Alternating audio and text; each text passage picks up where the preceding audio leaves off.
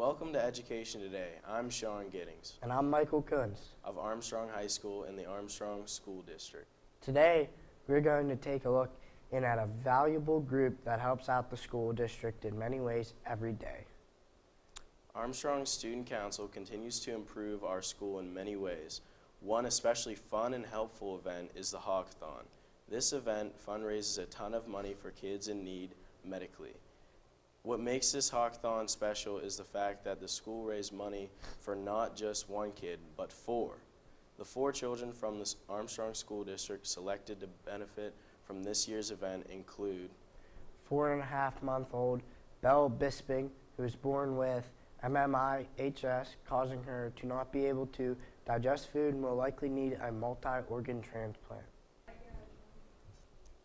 6-year-old Lenape Elementary student Toby Collins, who has an inoperable brain tumor called a low-grade glioma deep in the center of his brain. 5-year-old Lenape Elementary student Leighton Bowser, who was diagnosed in September with stage 4 neuroblastoma, a cancer of the adrenal glands commonly found in children. And 14-year-old Children's Institute of Pittsburgh student Noah Anthony, who was born 10 weeks premature and diagnosed with a rare seizure disorder called infantile spasms due to a hole in his heart that has led to 3 different open heart surgeries and a rare cancer of the blood. To talk more about this today, we have with us Student Council President Owen Zablocki. Welcome to Education Today. Please tell us briefly about yourself and your roles with Hawkathon and how long you've been involved and any kind of background you'd like to share. I'm Student Council President, so I've been doing this all year. I've been in Student Council since 7th grade, and with Hawkathon, I really oversaw everything and just made sure that everything went smoothly and everything stayed on track. What is the main objective of the Hawkathon? Our main objective really was to try and raise as much money as possible for these 4 kids because a lot of their bills they aren't able to pay, and really just trying to help out in any way that we can. Okay. Tell us some stories about how the Hawkathon and previous thons have benefited students now and in the past. One thing that I knew about with one of the kids is their family was trying to buy him sort of like a bouncer, so that way he can actually go outside and just like be in it and just like bounce around really.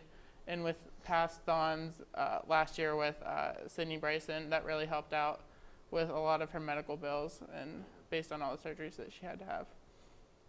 There are many thons around the United States. What do you think makes yours at Armstrong special? One of the things that really makes ours special, in my opinion, is we don't just raise for one child. We try and spread it out as much as we can to the point where the money is still able to help them in a certain way. After having such a great turnout this year, can you give us some of examples of what new ideas you can think of for next year? Some new ideas that we could really think of that I've thought of personally is just making it so at least one person on a team has to stay up all night, or someone has to be up from each team rather than everybody being up at the same time with a certain amount of people on the dance floor. And that way it's more fun, and if the kids get tired, then they can rest because not everybody can stay up all night. For those who may be wondering, what are the requirements for teams and amount of money raised on each team? For each team, you have to have 10 to 15 people. A teacher has to sponsor you. The total for the team has to be a minimum of $150, and each person has to raise at least $15. What is the grand total of money raised for the thon? Our grand total was a little bit over $16,000, which that split up equally as close as possible with at least $4,000 per family. Have you started to think about who you're going to donate the money to next year, and how do you decide? Honestly, we haven't really thought about it, mainly just because we just got done with this one, and we're just trying to figure out like what we're going to be doing for next year. And how we decide is we send letters up to the Lenape Elementary, and we have the teachers, like the teachers will give us any feedback on who they know in the community or any students up at the school, and we also do the same with West Hills. Okay, we are going to take a short break and then be back with more of Armstrong School District's Education Today. Stick around. Success. We see it every day. Hundreds of majors and programs, bachelor's degrees to PhDs, small classes, internationally known faculty who are committed to your success. Real-world experiences to guide you on your career and life path. An alumni network 120,000 strong. I'm IUP President Mike Driscoll. Visit us. Find your success at Indiana University of Pennsylvania. I'm Indiana County Sheriff Bob Fyhawk.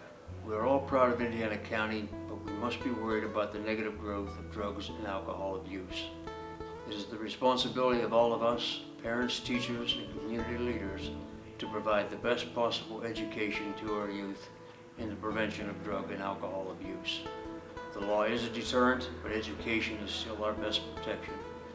Help keep Indiana safe and drug-free. For more information on how to talk to your kids about drugs and alcohol, go to the AboveTheInfluence.com, brought to you by the Armstrong, Indiana Drug-Free Communities Coalition.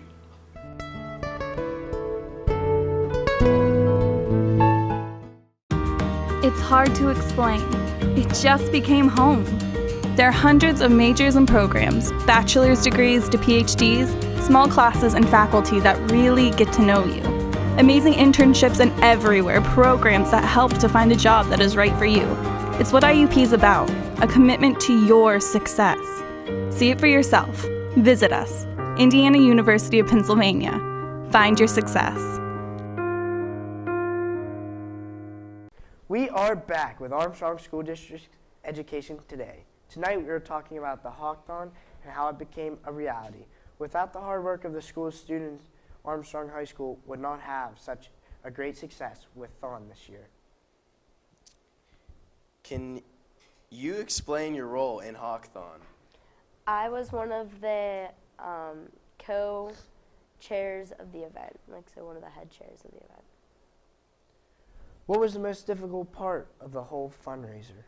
The hardest part was just getting it all planned out and getting everyone to kind of be on the same page and just make sure that everything was running smoothly. What would you suggest for students next year who are in your position? Really, just kind of get the school's opinion of what they want at Thon and work with what we have as Duco and just kind of work with them. How long did it take you to plan? We started probably about 3 months in advance of Thon. What made you decide to choose 4 different kids instead of just one like previous years? We actually had 4 kids brought up to us this year, and it's hard to pick just one because it's hard to say no to somebody that's really in need for that money, and just we want to be willing to help everyone we can, and you never know with their situation that if you'll be able to help them next year. Did you expect to raise as much money as you did? Not nearly. We expected to maybe raise $8,000, $4,000, not nearly as much as we did. Jeez. How does the way you planned Thon different from previous years? This year, just being that we had 4 kids instead of 1, it kind of made it more that we needed more. That we need to incorporate 4 different themes kind of into one, just to make sure all the kids, it was something that they liked. Instead of just in years past, we've done the one kid and what they liked, and the whole thing was that way. Was there any rules about students dancing? There had to be one or two people from their team on the dance floor at all times the whole night. How many teams were there? There was about, I want to say, 20 teams, 24 4 teams, something around there in the 20s, a lot more than we had expected. How did you get so much food at the thon, and who helped to set it up? We actually had a food committee that it was people from student council could bring in food for credits, or we actually asked like pizza places for donations if they would give us kind of reduced prices for their pizza throughout the night. And Bugsy's did a lot for us with the pizza and boxes and Vocelli's and pizzeria. And then in the morning we did bakery donuts that they always give us a good deal with those.